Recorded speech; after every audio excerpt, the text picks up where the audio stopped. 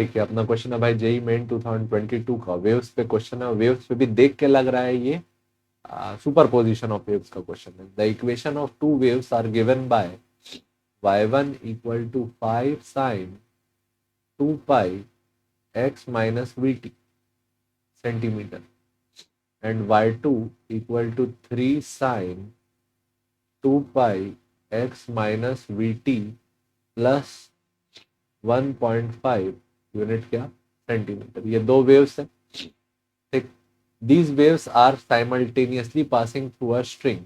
ये दोनों वेव्स एक ही स्ट्रिंग से मान लो पास हो रही है एक ही टाइम पे। एक की इक्वेशन है y1, एक की इक्वेशन है y2। आपको बताना है जो रिजल्टिंग वेव होगी इन दोनों को जोड़ के y net equal to y1 plus y2। इसका जो एम्पलीट्यूड होगा वो क्या होगा? तो एम्पलीट्यूड का फॉर्मूला हम लोग जानते हैं, root over a1 square plus a2 square plus 2a1 a2 cos phi. ठीक, a1 square plus a2 square plus 2a1 a2 cos phi. इस इक्वेशन को ना अपन को थोड़ा सा और शॉर्ट करना पड़ेगा y2, ताकि हम फाइव का वैल्यू निकाल सके। 3 साइन, इसको क्या लिखेंगे, 2 पाई एक्स माइनस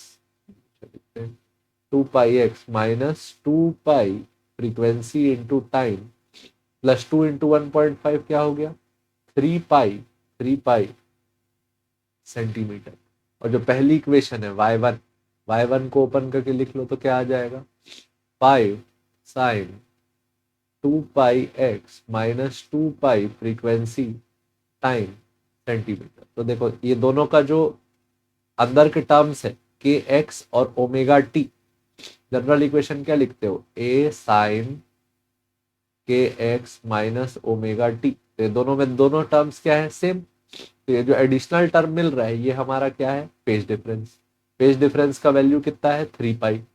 पाई का वैल्यू क्या 3 पाई, a1 का वैल्यू क्या 5, a2 का वैल्यू क्या 3। ये फॉर्मूला अप्लाई कर दो।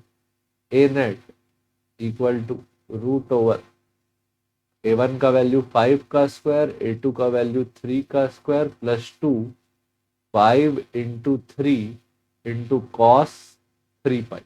अभी जो कॉस 3 पाई वाला टर्म है ये ग्राफ में अपन लोग चेक कर लेते हैं कि इसकी वैल्यू क्या होगी।